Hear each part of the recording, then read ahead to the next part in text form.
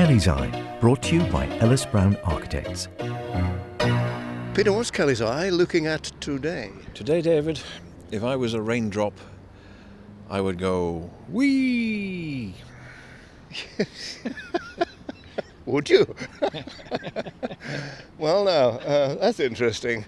I think we need an explanation for that. Well, if you look at the roof in front of us, Yes. it's very low pitch. Oh, that's right. It's a corrugated metal, Yeah.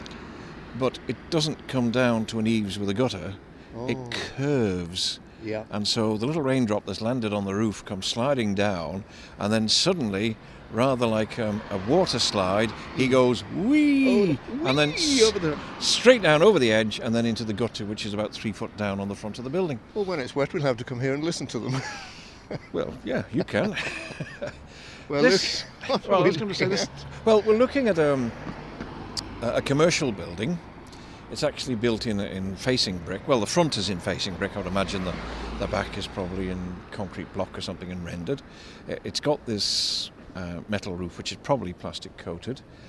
It was one, I think, it was designed about 1985, and I think it was one of the first buildings of its type on the island to have this wraparound roof, where they bring the roof down onto the front. Of course, some industrial buildings, that sheeting continues right down to the floor then, so there's no guttering at all. The water comes down to the bottom level.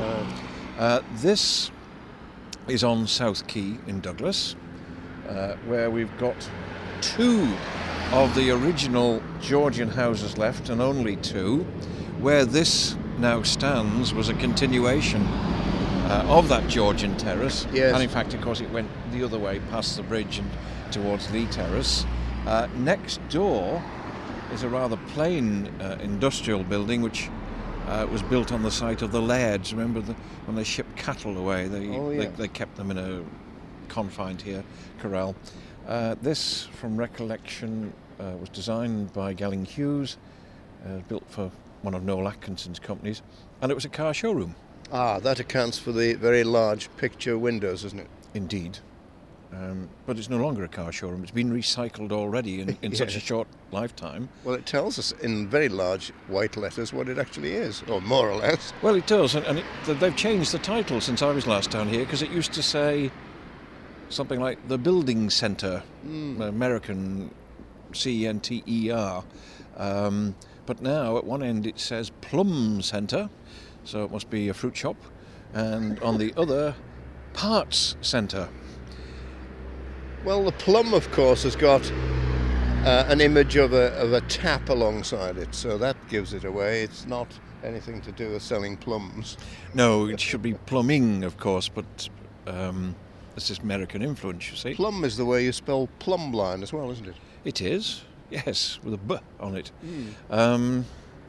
And, well, it's now part showroom, as you see. There's actually kitchens in there.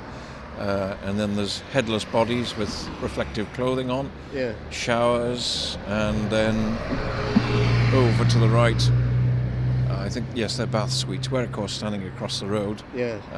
looking at the whole building. For an industrial building of this kind, it has a pretty attractive-looking facing brick, doesn't it? Well, it does, but bear in mind it wasn't built to be a plumber's warehouse. Yeah. It was built to be a car showroom, and therefore it did need a little bit of oomph to it. Just interesting that it's changed. I can't remember whose garage it was. I think they had Hyundai cars or whatever. But anyway, they've moved to pastures greener, I'm sure.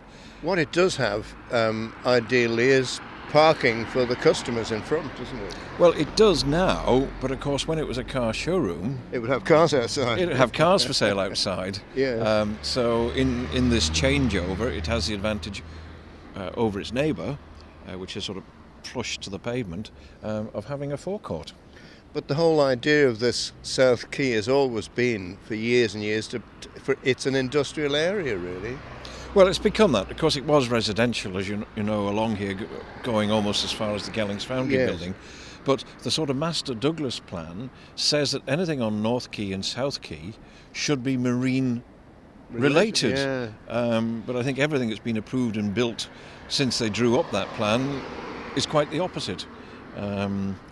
I'm surprised that somebody doesn't pull this down and start to put up apartments, which are certainly appearing everywhere else. But well, the two older properties there look rife for that, don't they? Well, they do. The disadvantage of South Quay is you're in the dark.